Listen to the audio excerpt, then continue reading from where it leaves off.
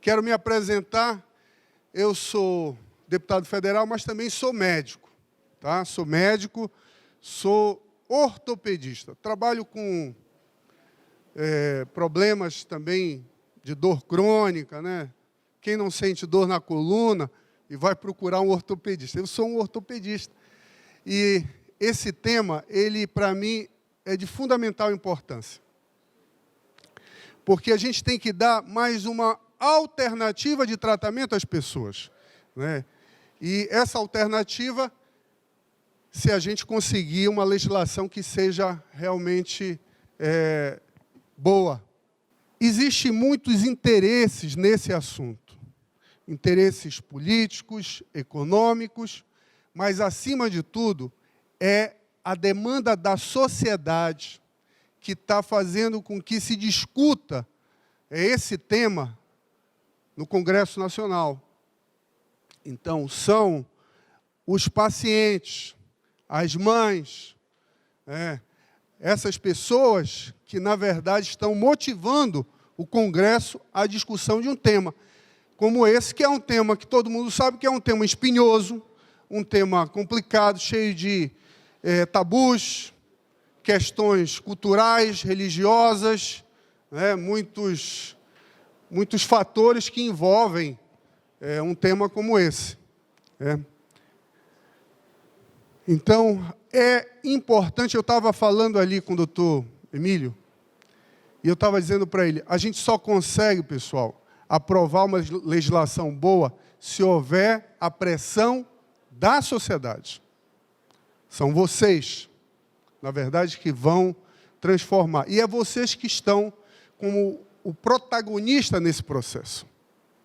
Não são as empresas que têm interesse econômico, não são a classe política, que tem interesse, muitas vezes, no voto, né? É a necessidade de vocês. Essa organização, né, dos familiares, pacientes, médicos, em associação, e aí a gente tem várias associações aqui, que eu fiz questão de colocar, elas que estão garantindo o direito ao tratamento das pessoas. Então, é de fundamental importância a gente valorizar as associações. Vamos ver quais as legislações vigentes aqui no nosso país. E está um pouco difícil de entender, mas eu vou dizer o seguinte, existe uma recomendação do 41º Comitê de Especialistas em Dependência em Droga, da ONU, para mudar o CBD e o THC para, em vez de drogas proscritas, ou seja, que não podem ser utilizadas em momento algum, nem em tratamento, para drogas psicotrópicas. No caso, como todo mundo conhece, que é o medicamento de tarja preta. Então, essa regulamentação da ONU, Organização Mundial de Saúde, vai acontecer, por enquanto ainda é uma recomendação, mas vai ficar, depois da reunião que vai acontecer em março de 2020 em Viena, vai se mudar esses parâmetros, né, já que isso dificulta muito, muitas vezes, a você tentar trabalhar a legalização essas duas substâncias que estão contidas na planta de forma mais tranquila. E outro detalhe, nesse mesmo comitê, eles colocaram o CBD com baixas taxas de THC, ou seja, até 0,2, que não necessitaria de controle algum. E hoje isso, em países desenvolvidos, já ocorre. Se você entrar aí no Amazon.com, nos Estados Unidos, você vê que tem N produtos lá, livre. Você não precisa de médico para prescrever, não precisa de absolutamente nada, né? Então, já está totalmente livre. E aqui a gente não consegue nem liberar o CBD. Aqui a gente colocou, por ano, mais ou menos, a evolução. E nós estamos num processo evolutivo, pessoal. Ninguém consegue tudo de uma hora para outra. Então, a gente está num processo evolutivo. Já foi pior, né? Hoje já estamos numa situação melhor. Começou com a criação da Lei 11.343, de 2006, que já aprovava a cannabis medicinal como uma substância que poderia ser utilizada no tratamento de doenças. Em 2014, tivemos a autorização da Justiça Federal para importar o produto para uma paciente. O CFM também já autorizava os médicos a prescreverem o canabidiol para as crianças com epilepsia.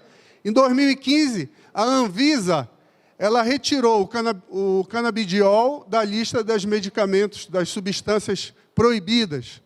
Em 2016, houve o início dos pacientes que entraram com habeas corpus. Hoje já são 64 pedidos, sendo que 51 decisões favoráveis da Justiça. Em 2017, tivemos um medicamento que já está na farmácia, a aprovação desse medicamento, que é o Mevatil, que é da empresa chamada GW. E tivemos também a entrada da ADI, que é Ação Direta de Inconstitucionalidade, também, que é uma ação civil pública.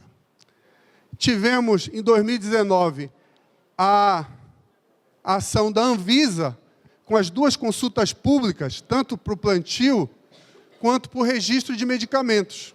Cultivo, plantio e registro de medicamentos. Só que, vamos lá, se em 2006 nós já tínhamos uma lei que aprovava a cannabis medicinal, olha só, são 13 anos de lapso temporal para a Anvisa regulamentar. Ainda não regulamentou, né? Então, a obrigação do governo era fazer a regulamentação, e a Anvisa não o fez. 13 anos depois, a gente ainda está com essa dificuldade. Aí é o mapa da regulamentação da cannabis medicinal nos países. Esses que estão em verde são aquelas de uso prescrito por um médico, e os que estão em azul é de uso legal, recreativo, ou também conhecido como uso adulto. São mais de 50 países no mundo. Cenários políticos, né, que é a nossa praia. Então, primeiro eu queria mostrar essa pesquisa feita pelo Senado Federal, onde mostra que 3 em cada 4 brasileiros já apoiam a produção de medicamentos à base da cannabis. Isso já é uma mudança muito importante na opinião pública, né? Lembre-se que o Congresso se move pela opinião pública, né? E temos aí 87% das pessoas já sabem que a cannabis pode ser utilizada como medicamento, 41% das pessoas conseguiram citar uma doença, e 9% no caso, já utilizaram o remédio à base de cannabis.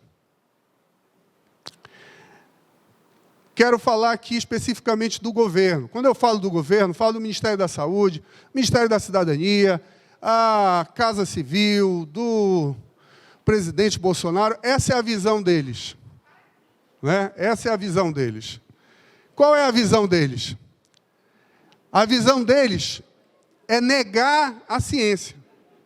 Negar a ciência.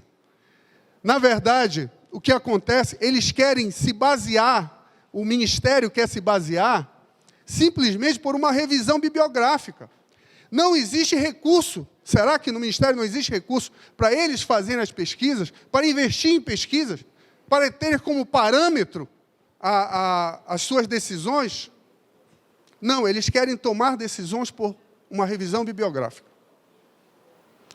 E não existe ausência de critérios para o registro de medicamentos. olha só, se a Anvisa ainda não regulamentou a consulta pública que fala de registro de medicamentos, como é que a gente tem o Mevatil nas farmácias? Ao custo de R$3.000. Ele pulou a fila, né? Pulou a fila. Não sei porquê, mas isso no Brasil acontece de vez em quando. Obstrução da Anvisa. O governo mudou 2 diretores, são 5 diretores, mudou 2. Esses 2 pediram vistas do processo. Aí, na última audiência, tiraram férias. E assim vai havendo uma obstrução. Temos o posicionamento antagônico frente a uma realidade que é mundial. Temos a questão do custo das judicializações. Vocês sabem quanto o Estado de São Paulo gastou só com judicializando os casos de judicialização para cannabis medicinal? Quase R$9 milhões. Só o Estado de São Paulo. Isso a gente não está falando da União, só o Estado de São Paulo. E olha o detalhe. Isso eu ouvi da pessoa responsável em uma audiência pública, que o Estado de São Paulo está comprando das associações para reduzir o custo.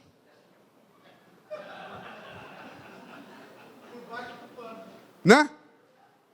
Eles falam que não tem o controle, não é certificado, tem a qualidade duvidosa, mas estão comprando das associações.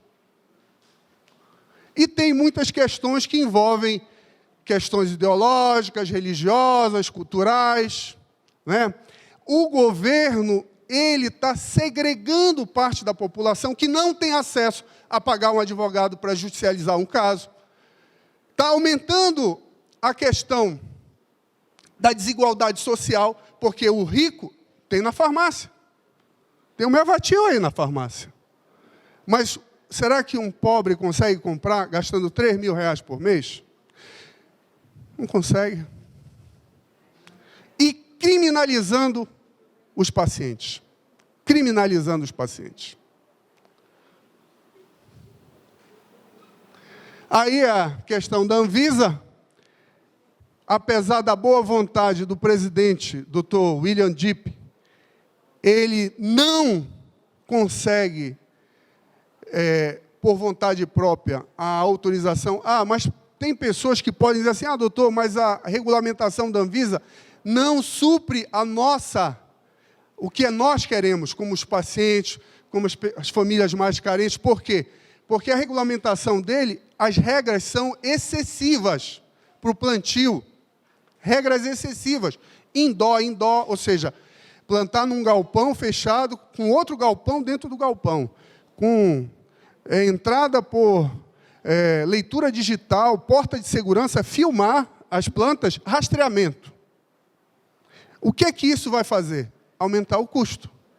Vai resolver o problema das famílias? Não, não vai resolver, porque o problema é o custo, pessoal. É tudo o custo. Então, mas eu sou contrário a isso, não. Eu gostaria que aprovasse. Por quê? Porque é um processo evolutivo. Porque é uma conquista a mais. Mais tarde, a gente pode mudar isso. 5 minutos? Então, vamos correr. Temos a questão no Senado, a SUG 06, que é uma SUG de iniciativa popular com mais de 20 mil pessoas assinando, que se transformou em projeto de lei e está tramitando. Temos os projetos nas comissões de direitos humanos, temos outros projetos. A que mais atende à demanda da sociedade é o 514. Temos os projetos na Câmara Federal, sendo que esses 3 projetos, tanto do deputado Eurico Júnior, do Jean Willis e do Paulo Teixeira, foram apensados, ou seja, anexados ao projeto do deputado Mitidieri, que se criou uma comissão especial, na qual eu faço parte. Essa comissão especial vai criar um novo marco regulatório. Então, pessoal, as decisões da Anvisa podem mudar depois desse marco regulatório. Os impactos da saúde pública, isso aí é o custo das judicializações, ó, em torno de 1,3 bilhões se gasta anualmente com judicializações, pessoal. Sendo que 90% desses casos é de medicamentos. Entre as principais doenças, né, isso aí, mal de Parkinson, câncer, epilepsia, autismo, Alzheimer e dor crônica, só aí teríamos mais de 10 milhões de brasileiros que utilizariam a cannabis medicinal. Agora eu vou falar bem rápido aqui do potencial econômico. Temos 6% da população mundial entre 15 a 26 anos que consome a cannabis. São 263 milhões de pessoas. Temos uma previsão de mercado global, tanto da lista quanto da ilícita, para 2018, foi mais de 334 bilhões de dólares. Temos uma previsão para a cannabis medicinal legal, em 2024, em torno de 103,9 bilhões de dólares. Esse gráfico aqui mostra que, tanto quando se vai, com o passar dos anos, vai se crescendo, no caso, o mercado da medicinal, também do uso adulto, e lá em cima vai reduzindo a questão do mercado do ilícito. Então, é um gráfico que mostra esse... Temos aí, se apenas 10% no universo de pacientes com doenças crônicas começassem a usar cannabis de forma terapêutica, criaria um mercado com mais de 100 milhões de pacientes. Temos aí a cadeia produtiva que isso aí poderia gerar, com os percentuais, gestão, administração, agricultura, fabricação e operação de varejo, poderia se criar no mundo em torno de 1,04 milhões de empregos até 2025. Isso aqui é uma opção que existe, é real, é o cânhamo industrial. O cânhamo, conhecido nos Estados Unidos como hemp, pode-se tirar aí mais de 25 mil produtos dessa cadeia de cânhamo. Você tira o CBD, com baixas taxas de THC. O cânhamo, ninguém vai se preocupar em plantar cânhamo para ser jogado para o ilícito, porque cânhamo não se fuma, não tem o componente do THC em altas doses, ou seja, não vai se roubar cânhamo para fumar ou para usar como droga psicotrópica. E é uma opção fantástica. O cânhamo, ele faz do pirulito a massa de concreto. Tecido, roupa, sapato, um potencial, um valor agregado fantástico. Isso aqui resolveria 50% dos nossos problemas. América Latina, o valor de mercado. Na América Latina, o valor de mercado da cadeia produtiva da cannabis representa 9,8 bilhões de dólares. No Brasil, a estimativa é que 3,4 milhões de pacientes nos primeiros 3 anos, com a perspectiva de um mercado de 4,5 bilhões de reais, 1,4 bilhões de dólares. As empresas que já estão posicionadas no Brasil, aguardando a legislação. E o potencial, falar aqui que nós já temos no mundo mais de 20 anos de pessoas que já usam esse produto, ou seja, existe um follow-up para ser seguido, que pode ser utilizado como parâmetro, né? Temos a Sociedade Brasileira de Estudo da Dor, diz que 40% dos brasileiros sofrem de algum tipo de dor crônica. Isso representa 60 milhões de pessoas. Olha o potencial. Só no Brasil, 60 milhões de pessoas sofrem com alguma dor crônica. Cannabis é mais seguro que muitos medicamentos, mais seguro que anti-inflamatório, mais seguro que corticoide, né? Nem sem falar aqui dos opioides, os fentanyls da vida. A questão da eficácia, da eficiência do medicamento. E é justo que o brasileiro, por estar aqui no Brasil, não ter direito a esse tratamento? Não é justo. O que é que nós queremos, para finalizar, como parlamentar? Eu quero plantação nacional, segura e inclusiva, pequenos produtores com certificação, diversificação de espécies, uso da cannabis sativa, cannabis ruderalis, que é o cânhamo, distribuição por via do SUS, né, farmácia viva, acesso para todos, farmácias de manipulação, porque isso é um fitoterápico. E por que farmácias de manipulação? Porque a dose, muitas vezes, tem que ser regulada. Cada paciente tem uma dose diferente. E quem faz isso, quem personaliza medicamento, é farmácia de manipulação. E elas seriam um papel importante.